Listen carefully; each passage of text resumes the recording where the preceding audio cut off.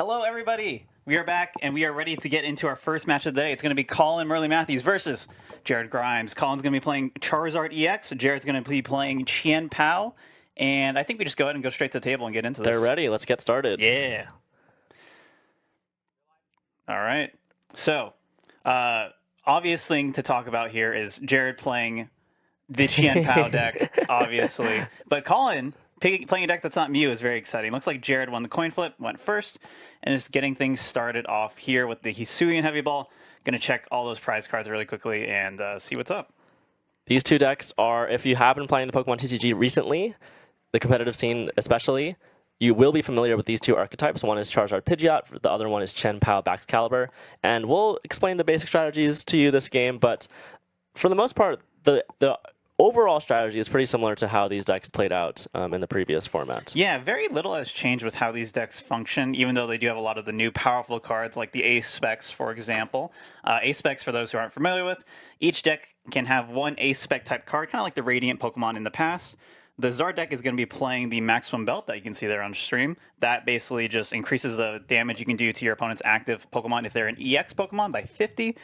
And then the Chien-Pao deck will be playing Prime Catcher, which is a very powerful Gust card. And these are just item cards, item and a tool card. So there's different variants of Prime Catchers, but a lot of ways to do that. And first, one of the new cards we're seeing here is Buddy Buddy Poffin. Do you want to explain that? Buddy Buddy Poffin is a very powerful item card that lets you search your deck for up to 2 basic Pokemon with 70 HP or less and put them onto your bench. So it has a similar effect to the VIP Pass, but a different downside. VIP Pass you can only use on your first turn. Buddy Buddy Poffin only allows you to grab 70 HP Pokemon, which is very useful for Chien-Pao, which plays those Frigibacks and the Bidoof, which have less than 70 HP. But we also see Ditto on screen. Ditto, with that transformative start ability, also has less than 70 HP, which allows you to get it out with that Buddy Buddy Poffin, transform into something like a Radiant Greninja or a Chen-Pao that Jared might need, in this case, the Radiant Greninja. And this allows Buddy Buddy Poffin to have a little bit more flexibility as long as it's on your first turn. So one of the most powerful cards in this new set, maybe the most powerful card, to be honest. Yeah, and it's a card that slots in so well into these two decks. A lot of people consider it straight upgrades for both these decks. Right. Buddy Buddy Poffin not being a VIP means you can just play it whenever.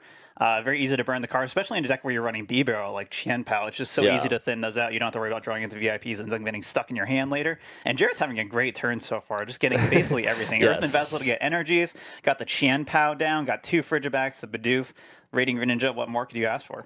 Jared, the Chen-Pao Whisperer, getting basically the perfect start. Collin, can we see him match it? Pidgey and Arven is already a pretty good start, though, grabbing potentially a Poffin and a Sealstone. Hopefully, Collin has access to a Rotom somehow. It might need to be Nest Ball and Sealstone, depending on how good the hand is. But basically, essentially, the goal of both of these decks for our newer players is to start setting up your board and have a lot of these Stage 2 Pokemon out. So for Collin, it'll be that Charizard EX as your main attacker and that Pidgeot as your backup support Pokemon to find whatever cards you need. For Jared, you need both the Stage 1 barrel to draw cards using that Industrious Incisors ability, as well as the Baxcalibur, the Stage 2 card, which allows you to use that Super Cold ability to attach as many basic water energy as you like to your Pokemon and attack that way. Yep. We're seeing that Forest Sealstone and the Buddy Buddy Poffin come down here. The Pidgey's kind of a card that has... initially, people were playing the other version of Pidgey, but this one's got popular mostly last format, but especially now it's even better than ever. Being able to just search your deck for up to 2 basic Pokemon, very powerful when you go second like this, because then you can just attack turn 1, and you're going to see that pop pretty soon here, and we're going to see it right now. So there's the call for family. Going to grab the Rotom V and the Manaphy. Manaphy to protect from the incoming concealed Moonlight Shuriken from the Radiant Greninja, which is a huge threat in this matchup. The one downside of using this Call for Family attack, though, is that you don't get to use Rotom V's ability to draw 3 cards, that instant charge. So we'll see if Collin is able to make do with the hand that he has currently, because he's not getting any more cards at the end of this turn, where Jared will take a turn here. And if Jared has a perfect hand, I mean, this game is over. But thankfully for Collin, it's a little bit unlikely. Yeah, the canceling clone's the scariest thing for... There's no canceling clone. Is Jared not playing clone? There's no clone. Okay. All right, never mind. So typical Chien-Pao lists, for reference, typical Chien-Pao lists, both in this format and last format, play 1 copy of canceling clone. This lets you bring up the Manaphy with something like that Prime Catcher, and then use canceling clone to shut off Manaphy's ability. And shutting that off allows that Moonlight Shuriken to basically bypass Manaphy's ability, and in this case, you could knock out 2 Charmanders. However, it is a very hard combo to pull off. You need many, many cards to do so, so it's usually not something that can happen turn 2, like Jared would attempt to. And actually, Jared chose to forego it altogether for some other spicy techs that I don't think will come up in this matchup, but we'll talk about when we get there. When they come up, they will potentially be very relevant. Right. But yeah, Cancel Clone and Iron Hands are kind of the 2 main techs you deal with these single prizer decks. And a lot of, in the new format, you're seeing that happen very commonly where they're playing both. In last format, it was very much a one or the other type thing. But now with Prime Catcher freeing up so much space in the deck, it makes a lot of sense. So we're going to see the Shivery Chill here from the Chien-Pao, letting Jared get 2 more water energy from his deck. And just going to set up some kind of play here. Did get the Bax Caliber down. That's ready to go. Can Super Cold charge up all he wants. Did not get a B-Barrel, potentially, it looks like. So a little bit limited on draw power. Doesn't look like... Yeah, pretty limited on supporters, too. Doesn't look like there was an era that played this turn either. That being said, the Bax Caliber is already out, which is pretty nice. Yep. And something interesting about the way Collin played the last turn is that Collin didn't get any backup Pidgey. So the Manaphy was required. 1 Charmander is pretty much required. The Rotom is maybe required depending on Collin's hand because he needed to Seal Stone. So he could have grabbed 1 Charmander, 1 Pidgey, 1 Rotom, 1 Manaphy, but that opens up potentially the 1 Charmander being gusted with Prime Catcher. Prime Catcher just makes everything so much scarier to have those one-of cards, because all of a sudden, you know, playing against Lost Box, they just suddenly turn to Cramorant, Prime Catcher your lone Pokemon. Very easy for Jared to attack that turn too. It's so scary now, and you have to be so much more aware of the fact that this free item gust exists now. So Collin going to have to play this game without Pidgeot, at least for now. Maybe we'll see him set up another one. That's one benefit of the Buddy Buddy Huffin, is that you can try and set up another one throughout the game, but it's a little bit difficult to do so because you're basically expending your resources on this Charizard, this Rare Candy, this Maximum Belt, this Seal Stone even. It's going to all be used in order to knock out this Chen-Pao. So it's going to come down to if Jared has a response, and I think that will be the game ender if Jared does, because there's no Pidgeot to help you set up backup attackers. Right, yeah. No backup attackers, no free, easy hand disruption when you need it, all that stuff. Collin using his V-Star power there to grab any card he wants, and is setting up this Charizard EX, using its ability to just charge up all the energy you want. The unfortunate thing here is you normally can't knock out the Chien-Pao, but Collin did get that maximum belt that allows you to specifically do more damage to Pokemon EX. Right now, Charizard only does 210 because Jared took 1 prize card. It's based on the amount of prizes you take. And then with the plus 50, easy knockout on this 220 HP Chien-Pao. This matchup is pretty interesting. I think most people would say that it's a little bit Chen-Pao favorite, but it's hard to tell in this new format because it's a little bit different than it used to be. So maybe those differences could change it up. Yeah, and everything's still so new, so fresh. So many things are changing on a almost daily basis. We're going to go back to Jared's turn now. Draws the Pokestop, so immediately bumping the Collapse Stadium. And has the B-Barrel ready to go, too. So probably got that off prizes, I think that was prize. But now has to think about how to approach this turn. Obviously, Chien-Pao knockout would be incredibly powerful here. Right. But whether or not that's possible, we'll see. Also has to think about how he wants to sequence his hand to maximize that B-Barrel draw. Looks like an Ultra Ball in the hand, so can thin out to some degree at least, but it's just a matter of what you're grabbing, how you do it. Chien-Pao's a deck that people have been talking about a lot recently. People say, oh, it's a really easy beginner-friendly deck because the strategy is very simple. And then people who are very good at the deck say, no, this is the hardest deck I've ever played. It's incredibly difficult. What are your thoughts? I think it's quite difficult. I think to play Chen-Pao well and not get punished for mistakes. Oh, that's a counter catcher, not an Ultra Ball. Counter catcher. Interesting. Interesting play. Oh, and we see this Iron Bundle come down, so I think this counter catcher might be comboed with the Iron Bundle potentially, but we see the Barrel Industrious Incisors for 3, and we draw into the Cypher Maniacs. Cypher Maniacs Code Breaking. Cypher Maniacs Code Breaking. Yeah, there's confusion because there's many different translations before the official one came out. But this is the one they chose. Official translation. But I mean, going back to how difficult it is to play Chen-Pao, I would agree that it's one of the harder decks in the format, and actually one of the harder decks to play perfectly, even in the history of the Pokemon TCG. I think it's under decks like Lost Box, for example, but it's still quite difficult to sequence exactly properly. Because the question, even of this turn, right? Jared has been playing this turn well, but I don't even know if he's playing it perfectly, because we could have used Pokestop before the barrel, and you might think, okay, well, why would you want to use Pokestop? It draws you cards before you barrel, right? So you'll draw less cards with the barrel. You obviously want to barrel first. But I mean, in this case, Pokestop could get you into something like an Ultra Ball, which lets you thin out your hand to draw more cards with the barrel. So you have to kind of weigh those decisions before you make the choice. And that sequencing like it's a matter of like just a couple percentage better, Yeah. but those couple percentage stacks up in such a way that like if you keep making the wrong decision, it might end up losing you the game. Yeah, it's very easy to just suddenly get punished because you didn't min-max your odds during your Yes, turn. It's very important to know exactly what's in your deck at any point in time to try to efficiently maximize your odds.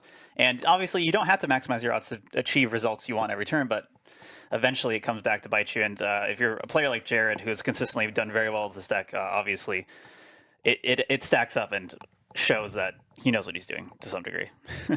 We actually see Jared not have any great attackers here at the moment. I think we might just see the Moonlight Shuriken for one prize onto this Charmander, and I think that's... Oh, we see the Pokestop? Yeah, we saw the Cypher Maniac Pokestop combo guaranteeing 2 Ultra Balls at the top of the deck. So went in and did that. I believe the Iron Bundle was mostly just played to empty out the hand for that, I think but so. can always pop it later with that Hyper Blower ability. Very powerful, very useful now that we don't have Escape Rope anymore in the format. And then, yeah, we'll see if he pops these Ultra Balls now. Is going to play the Superior Energy Retrieval first in order to grab 4 energy from the discard by discarding 2 cards from his hands. It's interesting that Jared valued the Iron Bundle more than he valued canceling Clone in this deck list, actually, which is interesting. I think maybe it might have been just a meta call, though, because not all decks play Manaphy, of course, so it's not useful in all matchups, and Jared might say, like, hey, I mean, the Zard matchup is the main one that plays Manaphy still at this point, and I think I can take it without Cologne, which could be fair, so we'll see if that ends up coming true. Yep. Jared just thinking now is probably going to just take this Shuriken KO with the Greninja. Of course, the second attack's not going to do anything anywhere else, but does have a very strong hand for next turn. Can thin down the hand super hard, can get the second B barrel, no problem. Is going to Super Cold attach 2 more waters to the Greninja, and is going to finalize his turn here. Can attach more waters here. Usually can be safe if you're worried about your Baxcalibur getting knocked out or whatever, but this also prevents any kind of gusting play, potentially, but is going to just take the knockout. So we see the knockout, Jared going down to 4 prizes, and I think the nice part about this play is that there are no 2 prizes in play for Collin to punish. However, Collin is probably breathing a little bit of a sigh of relief that this Charizard gets to live for another turn. Yeah, it worked out very solidly for Collin here. And now Collin needs to see if he's going to be able to get more of his board state established and is able to get that Buddy Buddy Poffin immediately there. Can hopefully get a Pidgeot set up soon. Yeah. Pidgeot, I don't know if we talked about it too much, but it is a very essential part of the Charizard Pidgeot deck, allowing you to search your deck once a turn and get any card you want. Super, super powerful, and just being able to chain together basically anything and ruin your opponent's plan whenever you want is really, really important. And yeah, getting the Charmander down, able to get a second attacker going if this Charizard dies next turn. Also, the Maximum Belt doesn't matter anymore because Jared only plays the 220 HP Chien-Paos. There's nothing higher HP than that in the deck. So because 2 prizes have already been taken by Jared, Burning Darkness already does 240, which knocks them all out, no problem. So we see the power of the Buddy Buddy Poffin come into life, because if that was a VIP pass, Collin would just be stuck with no board whatsoever. But now Collin has a potential response to a Charizard KO depending on how the hand looks. But the fact, we see an instant charge, which I think is really interesting. The thing here for Jared is he's bench locked. He cannot. Oh no, he's not bench locked. He has the bundle. He has bundle, but at least. But I mean, Colin's saying at least if Jared bundles, you're not KOing my Charizard. Right. Wow, that is a really interesting play. We'll see if how that kind of works out for Collin here. It does give Collin not only a chance to build up his board even more, but also getting cards. Maybe his hand was just so dead that he had no way to evolve like Charmander, Pidgeot, or whatever. Yeah. So now this gives him a chance to make sure he has a follow-up attacker, and there's still a very good chance that Charizard just still doesn't get knocked out this turn. So yeah, Jared has to think about if he's going to Hyper Blower or not. Does discard the Iron Bundle, puts it in the discard pile, but Collin can bring up any Pokemon of his choosing. Now, Collin does not know that there is no canceling Clone in the deck either. That's true. So what you promote here is pretty interesting. He's going to get rid of the Pidgey, which is unfortunate, but I guess if you just always get your KOs, then it's fine. But you do really want hand disruption in this matchup. You want not only hand disruption, but you want to be able to put on pressure on Jared's bench and gust up either Baxcalibur or a barrel over and over again, so that in the end game, those Ionos can stick. Because if your opponent has 1 Baxcalibur and 2 barrels ready to go in the end game, those Ionos aren't really going to do much. The Chen-Pao player will get the KO regardless. So I mean, it's getting a little bit late at this point in the game. Collin, will he have time to shut down that essential support for Jared? I don't know. But the fact that this Pidgey is going to go down, the second Pidgey, the only Pidgey left in the deck, is going to go down, potentially could be an issue. We're seeing another Cypher Maniac come down there, guaranteeing a Super Rod and a Nest Ball, and then gets another item off that Pokestop as well, a Buddy Buddy Poffin. So Jared has a lot of options here for how he wants to proceed. Looks like he's going to be Super Rodding the Chien-Pao and the Iron Hands up here, and that Iron Hands can come into play here now. Are we going to Iron Hands this turn? Freeing up the bench space. We might see that Iron Hands. Have we talked about Iron Hands? No. The Jake's biggest fear in life. Iron Hands with that amp you very much attack for 4 energy. Lets you take an additional prize card if you knock a Pokemon out with damage from that attack. A really powerful attack, 120 damage is nothing to scoff at. It deals with basically most of the one prizers in this format, including this Pidgey. Actually, it does more than enough because of Pidgey's lightning weakness. And you might think, wait, that's kind of weird. Why are we playing a lightning attacker in a water deck? Baxcalibur's ability only lets you attach water energy. But thankfully, you can use sheer Super Cold to attach as many waters as you like. So you can attach 3 waters to the Iron Hand and then use your attachment for turn for the lightning energy.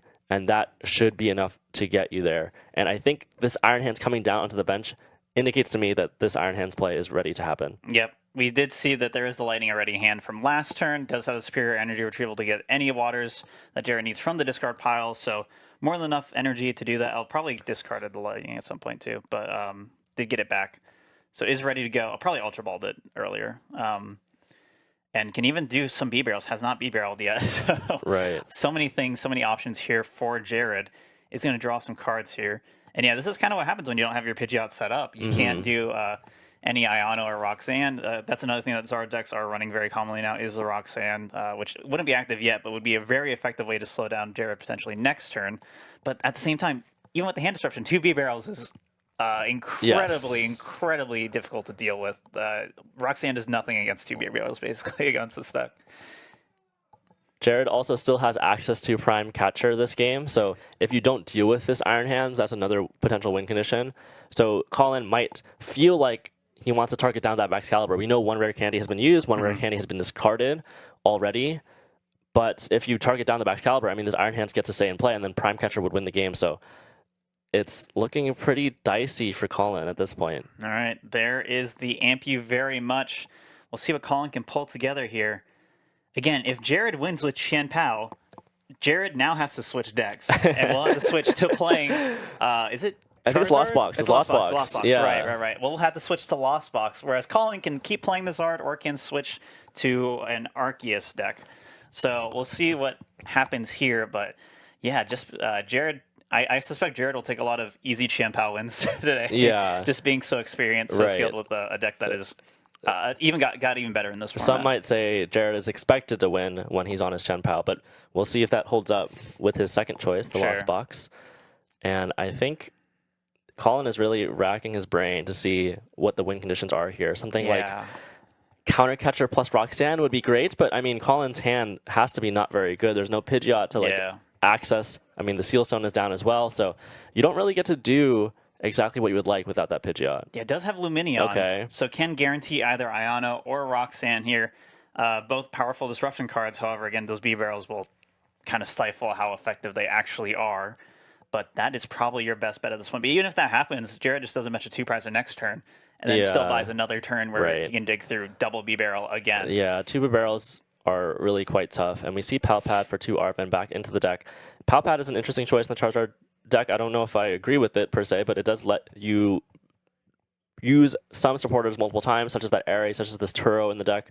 And I think it's maybe not for this matchup, but it can come up for sure. I think Collin's best win condition, it's not great, but I think you'd have to hope that you can gust up this Baxcalibur and hope that the 3rd rare candy is prized and hope that Jared can't get 2 prizes that very turn with something like the Prime Catcher and then deal with the Iron Hands after that Baxcalibur is down. I think if you deal with the Iron Hands this turn, I mean, either way, it's pretty tough as we see the Iono come down. Right. So that Iono is going down. Jared's going to go down to 2 cards in hand. Collin getting 4 here. See what he gets. Does get Arven, Roxanne, Ultra Ball, Boss. So has a lot of options for next turn. just a matter of surviving until then, and potentially trying to get a win condition for next turn. He's not able to evolve the Charmander or anything, and is just going to be forced to take this knockout in just a moment. Yeah, maybe just getting the KO on the Iron Hands is okay because Jared has Prime Catcher live still. So you don't want that to be a win condition per se. You just want to leave Jared with only the option of getting a KO with Chien-Pao. But I mean, Prime Catcher is still alive, so that even if Jared doesn't have enough energy to KO Charizard, you could use Prime Catcher to knock out this Rotom, perhaps. Yeah, Jared's deck is very thin at this point too. Has kind of gone through a lot of his hand actually just went into the deck there, or his hand is most of his deck at that point. Did get the Chien-Pao down. Oh, those are pretty good cards to get off the V-Barrel. Superior already with one more B-Barrel, one more Greninja, and one Pokestop to go. Again, the Chien-Pao Hailblade does 60 damage per water energy. We'll have to retreat the one on board there, but we'll just need 6 water energies total in order to knock out that Charizard EX. Superior guaranteeing 4 of them. Super Rod there to put 2 in the deck, then Shivery Chill gets you 2, so that's 6 right there. There we go. 6 energy. Chien-Pao using that Hailblade, taking the 2 prizes, and Jared winning the first game here in Chicago Clash. All right. So they're going to set up the next game. Like I said, they're going to be switching decks now. Well, yes. Collin might switch decks. I don't know if we covered that. We haven't talked about it yet. The winner has to switch decks because you have to win at least once with both decks. Yep. So it doesn't make sense for Jared to keep playing with the deck you already won with. You have to win with the other one. Whereas Collin is now gets to choose. And something we didn't talk about is that the players know the archetypes of what they're going to face. Correct. So Collin is aware that he is about to play Lost Box, so he can use that to inform his decision, but he doesn't know the exact deck list. Exactly, yeah. Open archetypes, but closed deck list. So the exact Lost Box text, what attackers are in there, no idea. Similarly in the opposite, and Jared knows an Arceus deck is on the other side, but has no idea what type of Arceus deck it is. So kind of an interesting decision to make. Adds another layer of complexity to this event in metagaming, which is both exciting and cool, but also terrifying for these guys. There's a whole nother level that we are streaming this match, of course, and while we're streaming, something also that we haven't mentioned is that the rest of our players are actually playing games right now as we speak. They're just not being streamed because we don't have enough time to stream every single game. So if any of our players want to try really hard, they could potentially watch the stream or go back and watch the VOD. Obviously, they don't have time to do that while they're playing, but if the round ends early, so that's another level of metagaming that could come into play as this tournament goes on. Yeah, we're very similar rule format to like regular TPCI type tournaments, except the open archetype thing is obviously different. So yeah, they're still setting up that game. But what were your thoughts kind of on this matchup? I think it went about how I expected, especially given that Collin wasn't able to set up that Pidgeot. Collin made the decision that, hey, like I can't risk having only a Charmander down on bench because the threat of Prime Catcher is too high. I mean, one Irida or one like Code Breakers plus Cypher Maniacs plus Babero plus Pokestop would be enough to get rid of this Charmander. And I think it was the right play, but it was close. I mean, it ended up losing anyways. Yeah. So maybe there could have been a route to say like, hey, I'm going to grab one Charmander or one Pidgey, and if you have it, you have it type deal. That's also an option. It's tough. That's the scary thing with this new Buddy Poffin is, unlike last format, you have Battle VIP Pass. You can get the Rotom down whenever you want it, super easily, super consistently. Here, I don't think a single nest ball was like drawn in the entire game for Collin. Yeah. So the only way he was actually able to get a Pokemon V to use the Seal Stone on was with Call for Family. And being pressured to do that in the first place is just so tough. That is the one downside of Poffin. I mean, it sounds like a strict upgrade when you first hear about it, but I mean, Rotom is so essential to the Charizard Pidgeot deck. I think people didn't realize that at first when Charizard first came out about how important this Rotom is. I think it popped up first. Haru played, I think, the Rotom first, and a Japanese player named Haru played it first, and then it caught on pretty fast. Because before that, it was kind of the deck changed so much. Yes, it did. But now people realize how important the Rotom is, and I think some post-rotation lists have been playing even 2 Rotom. Yeah, with that's very common in Japan right now, especially because they play best of 1. Right. So, yeah. So you can't prize it. You definitely want access to it. You need some lists are playing 3 or 4 nest balls to make up for the lack of VIP passes. And in this case, I think Collin's list is really cool, but maybe a little bit too teched out where we weren't able to see that Rotom without the Call for Family. We weren't able to get that instant charge going. So we weren't able to get attackers really set up very easily. We weren't able to get that Pidgeot set up, just having to sacrifice those Pidgeys again and again. and Jared just kind of ran away with it. Yeah. So there was a point in the last game where like there was like yelling from them downstairs. I don't know if you heard that. I don't know. I heard a little I think it's when bit. the Iron Hands came up. Yeah. I don't remember what happened. But I was hearing more yelling right now, so I'm not sure what's happening. But I'm sure they're having a good time here. Again, this is a good time to remind everyone. So all the players are competing for a prize pool that is crowd-funded. If you'd like to contribute to this event and want to see more events like this, I would really appreciate any contributions towards it. You can do exclamation points Clash Pool, I believe is what it is, or prize pool. I think it's exclamation point prize pool in the chat. Any contributions over $5 will read and thank you off at the end of the stream. So if you want to support these players, support these events, support independent Pokemon TCG content, please do so. We'd really appreciate it. It's just kind of a shame that after Jared got to show off on stream with his specialty pick, that Collin can't use his specialty pick of Mew anymore. Of course, that deck had rotated. Congrats, of course, to Collin, though, for finishing off last regionals with a bang. Yeah, top 8 for Collin last regionals. All of our players here have gotten very good, consistent results at day 2s this season, honestly. It's really impressive to see just how stacked this Chicago area is in terms of talent. There's so many good plays I wasn't able to, there are invite some. to. And I think our players are now ready, so we're going to go ahead and go down to those tables. Yeah. All right. So it looks like we got... we did Collin get a switched. All right. Very exciting. So we're seeing the Arceus Giratina list for Collin. Is going to start with the classic double turbo attached and probably pass. Yep, there it is. I mean, I think it's wise to switch in this case because Collin not only gets to switch decks, but guarantees that he goes first, which is such a big boon for the for any archetype in general. So guaranteeing that Arc gets to put its right foot forward, get this Arc attachment off before Jared gets to do anything, I like this choice of switching decks here. Yeah, it makes a lot of sense. This deck can cause a lot of problems for Jared. I don't remember exactly which attackers we can see from Jared's side. I know some Lost Box have been playing the Hoopa to help deal with I Arceus remember seeing Hoopa in Jared's list. Hoopa is very essential here, but going first means the Hoopa's not gonna immediately disrupt anything here.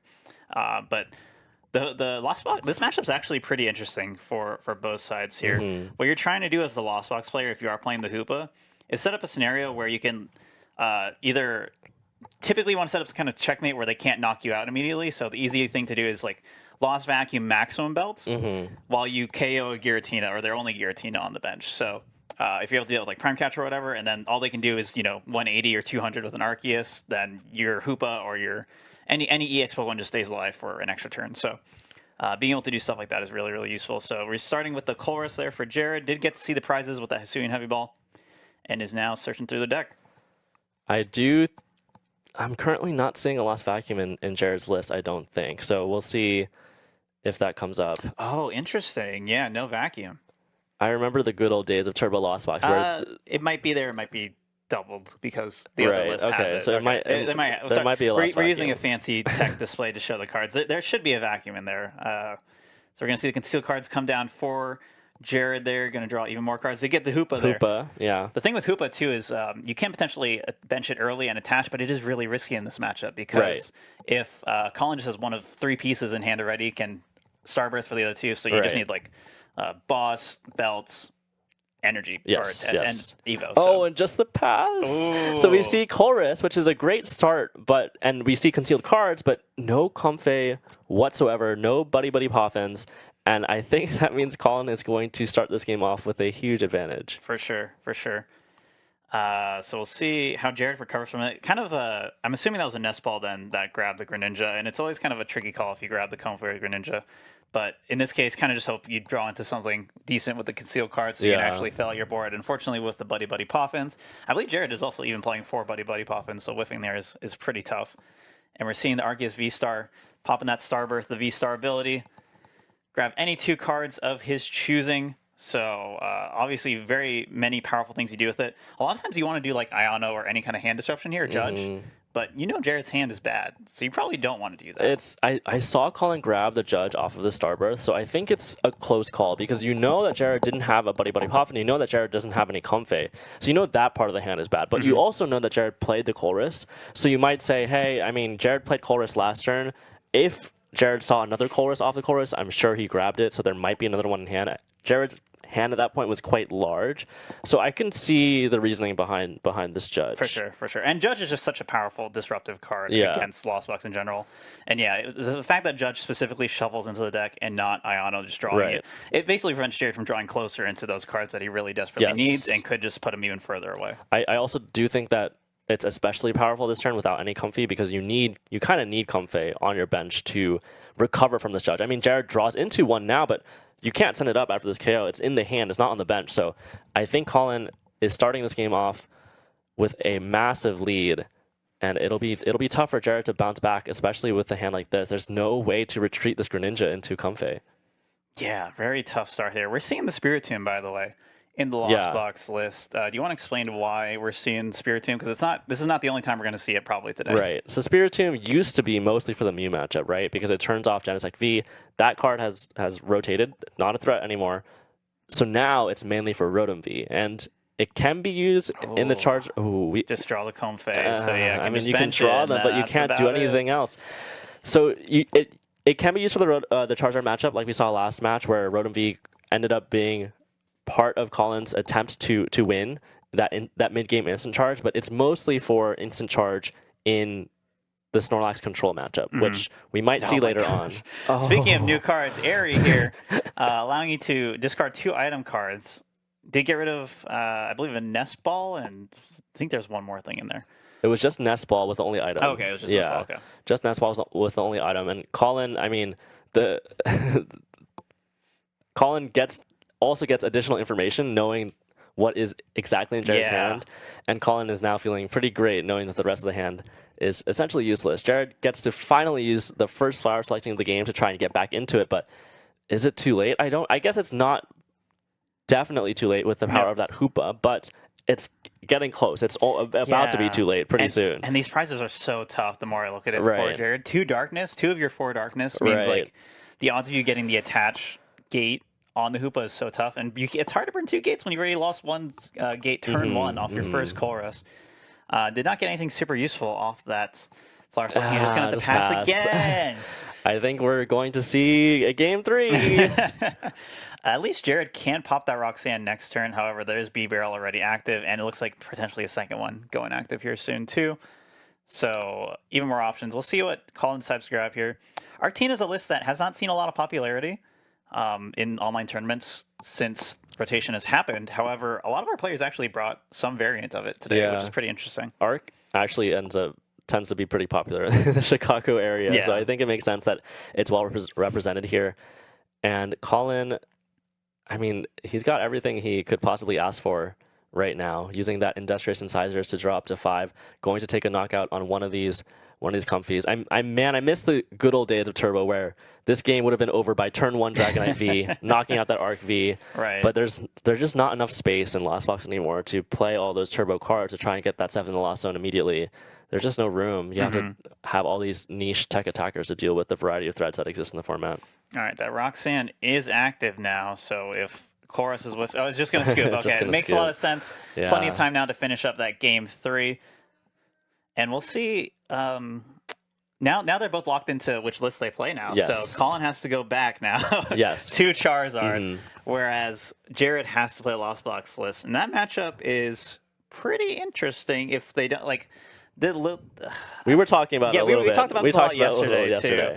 And without like Crisis Punch and without any other like stronger text for the Zard matchup, it feels a little rough. I don't think the matchup, like if everything goes perfectly, right? Lost Box should win.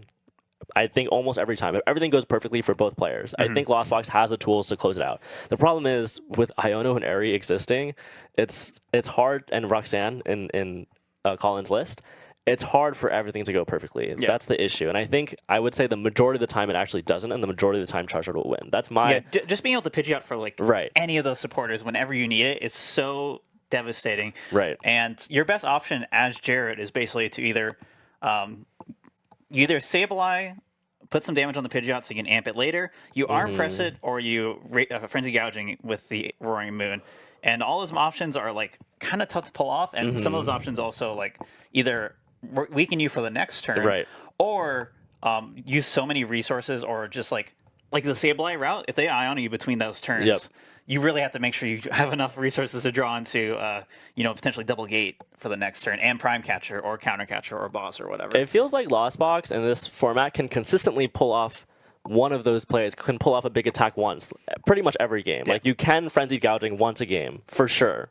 But the fact of the matter is that in this matchup, it's not just once you have to do that. You have to set up multiple attackers and do something like that multiple times. Like, for example, the what's the Iron Hand's attack called? The Arm Press. Arm Press, So yeah. Arm Press into Prime Catcher into Pidgeot. You can do that, but now, after you do that and you get Iono, can you follow that up? That's the question. It's hard. That's the So, question. A lot of the times what happens is you need to like perfectly set. You need to build up the big hand before they can start freely searching for Ionos Right. and stuff, and try to set up as much as you can to Right. have your attackers ready to follow up. And it's really hard to do that, because even if you can get like a 15 card hand, it's hard to actually get the pieces you Yeah, need to totally. get the specific pieces you need to set up those attackers. So they're ready for game 3. Let's go on down and see this Lost Box versus Charizard matchup. I'm very excited for this. Look at the prizes. Radiant Zard being prized, not a big deal early on, especially. And nothing too bad for Jared either. So the Cramorant being down actually makes things... Oh, that's actually perfect that the Charmander Cramorant's pass. gone. Charmander pass, but there's no Wow. way to punish it. We see the vacuum in Jared's deck, so in theory you could get to 7 and gate, but I mean it's not likely It's not to happen. happening, no. And then Heavy Ball should be in there too, so there is the option But for Jared's that. going for it. We see 3 comfy. I'm wondering if Jared caught that there's no Cramorant, because that was a pretty he fast didn't, deck search. he didn't Okay, look. he's looking again. He didn't look. Oh no! I He think he's realizes noticing it it. now. Yeah. Based off his reaction, Jared not maintaining the poker face even through the mask. Yeah, I'm glad we have these player camps now. We did not have these at the last event, and now we Looking can actually see at this. Collin's hand, is there anything to follow up this Charmander with? Even, I mean, I see a collab. There's There's an Arven. There's an Arven. Arven at so... least we can build up something. Even if you can't attack, you can at least establish a board, and you might not be too far behind here. Arven, Palpad. I mean, Collin's deck list is really cool, and it's built to beat certain archetypes. But there is a downside to playing cards like Palpad and Roxanne. Like, those cards don't do anything in your turn 1, and we see Collin get punished for that here. And even if Jared isn't able to win this turn, He gets the vacuum and the stadium. The vacuum and a stadium, so it's possible. Wow. We might see the turn 1 Moonlight Shuriken for game. It's Man, so much needs to go right It's this getting turn, but it there. is possible. It's going to Artisan first here. Do you just Shaking go his for head. Comfey? Do you just go for it? I think you might. It depends on how many switch cards Jared has in hand. I guess if you had a ton of Yeah. switch cards, you'd probably get Fourth Comfey, but in this case, I think you just take something to thin, maybe the bundle or a Sableye for the future, or even Spiritomb. Spiritomb Spiritom's not makes sense, bad. yeah, because even if you whiff here, you're at least, if Collin tries to go for the Rotom to buy some time, is just not going to work. Yeah, Spiritomb and like you mentioned, the Palpad and other techs, a lot of people were worried about control for Yes, this event, that's because true. people are bringing 2 decks. It's very easy to justify, like, there's a chorus. It's very easy to justify, Chorus. like, control plus another deck you Right. like. And ended up only being like 2 people bringing control, which is less than I expected. There's like this whole like mind game of like, oh, everyone's gonna bring control, so I'm gonna counter it. Oh, everyone thinks everyone's gonna bring control, so people are gonna counter it, so I'm not gonna bring control. Yeah. That type of nonsense that's going on, and I think we saw one end of that spectrum play out here, where Jared. I don't think Jared's got it. I don't think there's enough switch Yeah. cards in the deck, even though we see the vacuum, even though we saw the chorus. The deck just doesn't flow as well as it used to. This Lost Box deck, that is. There's no Seal Stone in the archetype anymore, like there used to be, and I think that some people do play it. Yeah. But there are no Vs in this list. right. The common Vs you'll see are probably just Raikou, really. Yes. Sometimes you'll see Luminion, and you'll see a different Pokemon V Luminion later or- today in the Lost Box. Oh, but yes. we'll talk about that when that Luminion happens. or Pidgeot V maybe Pidgeot V sometimes. for sure if you're yeah. worried about certain like Mill or Stall or whatever. Or not Mill, but Stalls type stuff. Yeah. But yeah, is definitely not going to get this 7 No, here. I it don't looks think like. so. And we'll see what Jared decides to do. It looks like also did not get the Heavy Ball.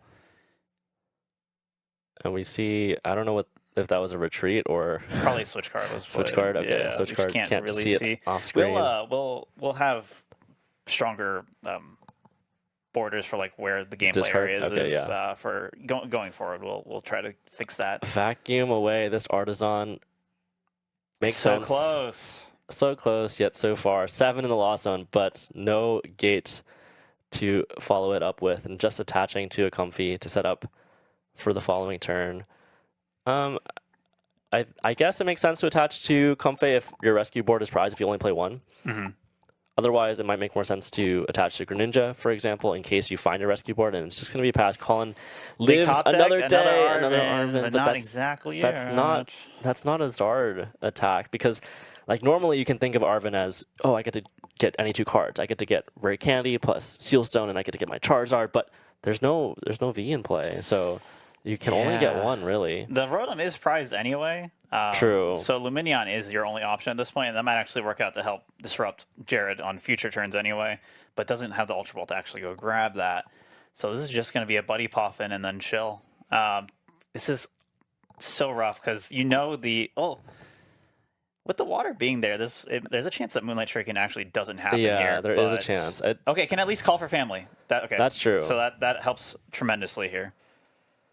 Yeah, fortunately, at least had plenty of energy in the deck. Do we have to call for family for Lumineon here? That would feel so bad. I think we might have to. I mean, you at least have Arven in hand anyway. You do. But yeah, your hand's just so dead. I think you have to. Yeah. I mean, there's Spirit Tomb in play anyway. Your Lumineon's not going to do anything. Right. So again, Spirit Tomb blocking basic V Pokemon and their abilities. Lumineon has an ability and is a basic V Pokemon, so it ended up not mattering because the odds of Collin actually knocking out that Spirit Tomb aren't super high anyway. So I think that makes a lot of sense, and now can Seal Stone that later and can have a real turn next turn. Once again, going to lose the Pidgey immediately here. Yes. That's unfortunate. Yeah, we'll see. Well, actually, it's kind of awkward. Again, like it's kind of awkward because did at least get the switches, so can get rid of that water energy and then rot it back in potentially. We do see Gate now and switch cards, so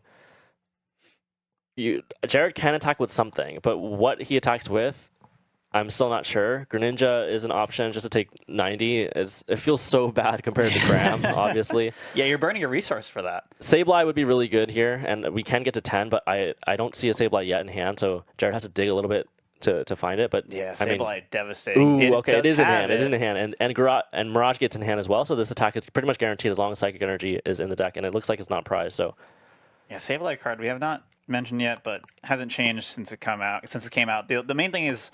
The deck, the card in the deck kind of changed as Jirachi got thrown into a lot of decks last format, and now basically nobody plays Jirachi. Yeah, some Zard lists do, but that's pretty much the only archetype super that rare. does. Yeah, and without Jirachi running around, this Sableye can do quite a lot of work, especially in this scenario where Pidgey has 50 HP. Right.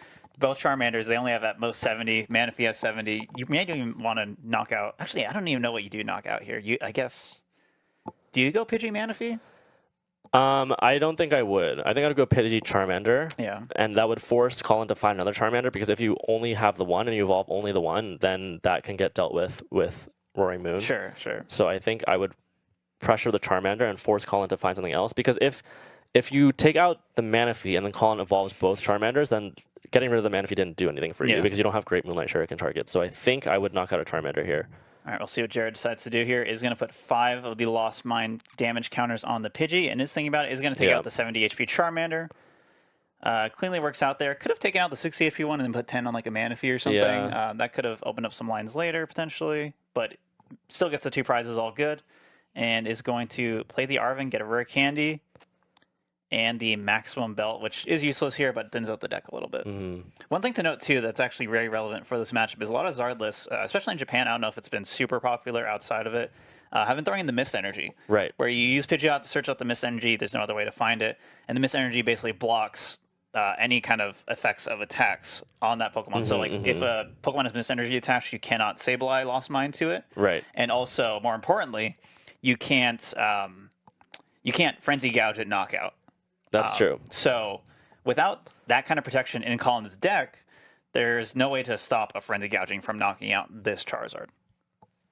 There's a lot of potential for Jared here. I think it'll come down to if a late game Iono sticks or not. Yep. Collin is now hoping that Jared doesn't have the resources in hand to deal with his Charizard, because, I mean, the board is looking pretty sparse at this point. Yeah, but Jared's hand looks pretty good. I see a Gate. I see a Dark Energy. Just needs a nest ball too. Yeah, it's Oh basically man, Super everything Rod. needed to deal with this immediately. And because there's no backup attacker or even a Charmander from Collin, in theory you could.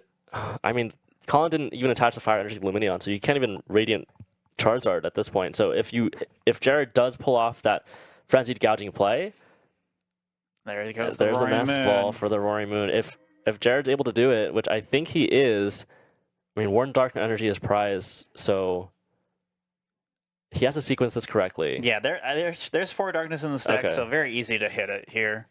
I didn't see exactly the contents of the deck, but does have the dark hand, just needs to rod that, so just needs to gate those 2 energies and then is good to go. So it looks like this Frenzied Gouging play will happen, which means Collin will be left with no attacker, which means Jared will just be far and away, not ahead in the game, not only on prizes, but on board as well. Yep, is going to Super Rod some energies, and that's it. It looks like 2 Super Rods there potentially then. Because, yeah, that was like water and stuff. So is going to Mirage Gates to attach the basic dark and the basic water to the moon, can hand attach the dark, and then can just easily retreat into it, no problem, and get that Frenzied Gouging attack out to just knock out any Pokemon instantly. At the downside of doing 200 damage to yourself, the nice thing with that in this matchup is that the Zard player can usually respond with just like a Heat Tackle on a Charmander, so it actually can buy you potentially time to set up your board more, but not even having not having the energy and stuff makes this really tough. Collin was deciding whether or not to attach an extra energy Lumineon, and I think that would have made that Heat Tackle play a little bit easier. Right. In this case, though, does Collin even play Switch? I don't think so. It plays one. Plays one Switch. One Switch. Collin playing one Switch, so has to find the Switch, has to find Charmander energy, and probably wants to disrupt the hand with Roxanne or Iono or something of that sort. It's a lot. Arven for it. Yeah, it's a lot to ask for, and I don't see it in hand right now. I just see a bunch of cards that don't do anything in this case. Maximum Belt, Collapse Stadium, Boss's Orders, Prime, Rotom, I think, maybe. Yeah, I think it's a Rotom. So this Charizard going to get knocked out, and Jared, I don't see him losing. This is such a strong board state. This is such a strong board state. It's kind of like what you're talking about, where like if everything goes quote unquote perfectly for Lost Box, you just chain these attackers, no problem, don't get disrupted. Obviously, did not really go perfectly. It was kind of a weird start for both sides, but I guess perfect in this definition is just not getting disrupted. Right. There was no disruption. There's been no disruption whatsoever from Collin's side. There's also no Pidgeot to enable that disruption. Yep. I think that's pretty much the key factor That's been the here. recurring theme in both these games for Collin, just being forced to lose to the Pidgey. Had to do it this game, of course. Had to the same use bench too, family, pretty much. The 2 Charmander, Manaphy, and Lumineon instead of Rotom this time, but no backup Pidgey. Yeah, something kind of to realize here is both of Jared's decks force you to play Manaphy. Right, they do. Which adds a lot of pressure to Zard in general. It does. It does. Just especially without VIP Pass, getting your perfect board state turn 1 is so much harder than it used to be. But it is so much easier to build back board states than it used to be with Buddy Buddy Pop and being able to pop that whenever. But potentially worse starts, and we're seeing that here with Collin is going to get the Roxanne though, so at least something is going to happen here. This Charmander wants to attack so bad. Do we see the perfect draw? Switch Fire Energy. Fire Energy, is it a switch at the end? No. Jared also drew into Nest Ball and Colress. Oh, so I see. Very good hand. I see. Very good Roxanne. Yes. Roxanne is a very effective supporter card that definitely does not always give your opponent the exact 2 cards that they need to recover from it. So is going to Pal Pad back in the Roxanne, so can do it again next turn.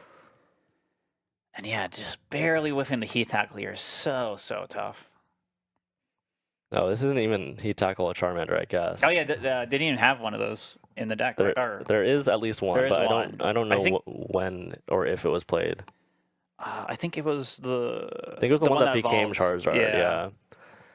Heat Tackle. Make sure to have those Heat Tackles in your deck, guys. Yeah, that's important. That's actually something we're going to see come up quite a bit in a lot of these matchups because there's so many Zard lists. A lot of them have different takes on what to do with your Charmander slots. Yeah.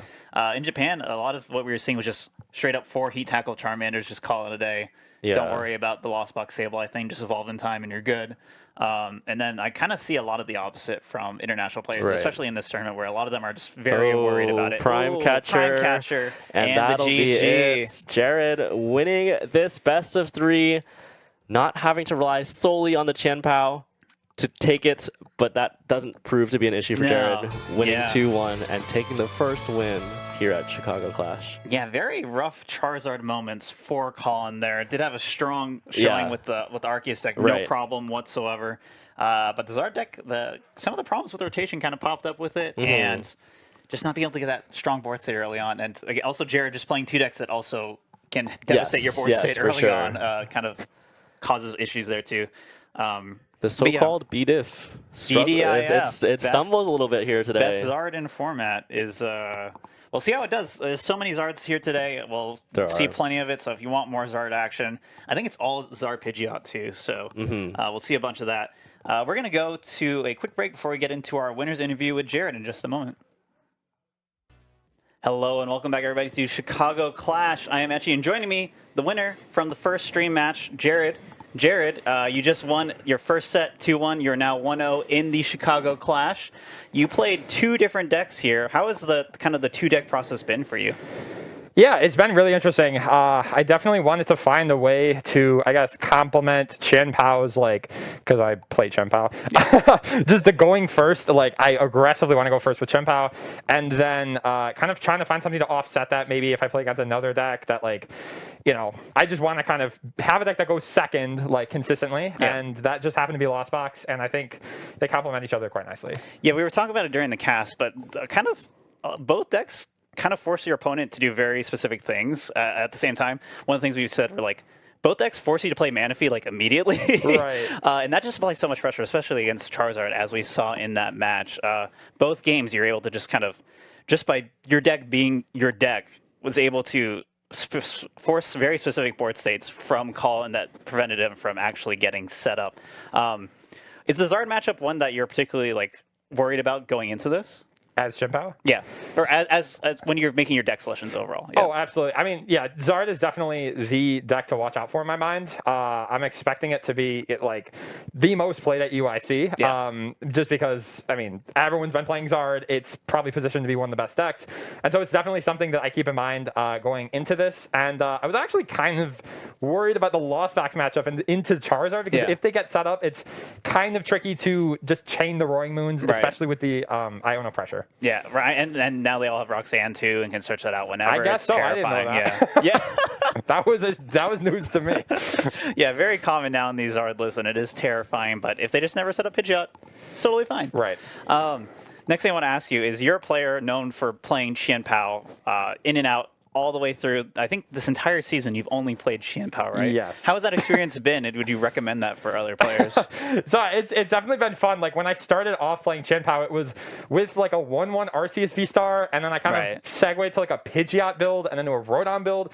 So I kind of very slowly figured out how to play Chen-Pao over 5 or 6 regionals, and the experience taught me a ton about the game. And then once I kind of got to that point where I was playing with the 2/2 bib, I learned a lot about sequencing, about matchups, about prize mapping. So I would 100% recommend to anyone who's just trying to do well at tournaments to place well to kind of stick to one deck, because you remove all of the variables where you're trying to learn different engines, with Lost Box. If you switch to Lost Box and you switch to Charizard, they fundamentally all do the same thing. They're trying to win the game, but they all do it in a mechanically different way. So it's really nice to remove the mechanics of the game. And I learned how to do Shivery Chill Conceal cards, and then it's hard. That's really hard to play. Very difficult. And then I learned Ultra Ball for you get Bib for Iona protection. Okay, you don't just need it for that. Now you need another Bib roll. Yeah. Now you need to do your sequencing. And then Paradox Rift came out, and it was a whole different thing with Iron Hands and Counter Catcher changed the game. Right. So then now with Temporal Forces, it's the deck is really hard. I think it's really hard to play now, because you have Cypher Maniac, and it's just layer after layer after layer. Yeah. As for players jumping in with Chen-Pao, I would definitely have a fundamental, a really strong grasp of the decks in the metagame now before you kind of jump in, because it is a very hard deck to mechanically pilot, and there are a lot of as you saw in the game, there's a lot of ways to take 2 prizes. I normally don't go for Iron Hands against Charizard, but that was just the best choice at the time. And I normally wouldn't counter catcher up a 1 prize or attack with the Ninja, but that was the best choice at the time. So using all these like toolbox and sequencing and also fitting into the game, it's pretty difficult. Yeah, for sure. I wanted to ask really quickly about your list. Very common right now to see Collin and Iron Hands, and you were cutting one of those options. What was kind of your logic for that? Yeah, for sure. So into Charizard, I kind of feel like the canceling clone, of course, it's really good if you have a very good hand. If you have like a positive variant sort of hand, and you go first, right? If you go second, the plan's over. They get Zard, they get Pidgeot, and then it's like, what am I doing with my cologne? I just remember from Portland, just playing the Cross Switcher canceling clone. I only used it like in a third of the games it was relevant, which seems like a decent amount, but it was only when it was relevant. So it's probably only like net 3 or 4 games total, which is like you went on the spot some of those games, but other of the games it kind of got close because then you would take 2 with Cologne, and then they would immediately respond with Zard. And I think especially now with like, okay, well you could Cypher Maniac for it. It's like, sure, but you need the energies too. So you need the energies, you need the Prime Catcher, you need the Cologne. So it's like so many resources that you're dumping in. And if they have like 3 Charmanders, then it's like, which they'll probably go for, right? Then like, it becomes really, really hard to keep up with the game if you're going for all that and you're not going for your Bidoofs, your Frigibaxes. Like you're gonna miss something if you're going for the Catcher Cologne. Makes a lot of sense for sure. Last question: how are you feeling about EUIC in a week? I didn't even know it was a week until like a couple days ago. I'm like, oh my god, I have a flight to London. I know I'm flying in like 3 days. I'm terrified. Yeah, same. I'm like actually like, oh my god. I think at this point like I learned a lot from LAIC and kind of preparing for like this unknown metagame, and I'm pretty confident, especially because I've had way more regionals like with Chen-Pao under my belt. And the deck's still really, really good. It's still pretty good. Yeah, for sure. Makes a lot of sense. Yeah. Cool. Last question: where can people find you? Jay Grimesy, Twitter, Metafy, and yeah, that's pretty much it. Awesome. Thank you for joining us, Jared. You got to go to your next match now. I do. As we said before, everyone's kind of going concurrently, and we're going to go take a little break before we get set up with our next stream match.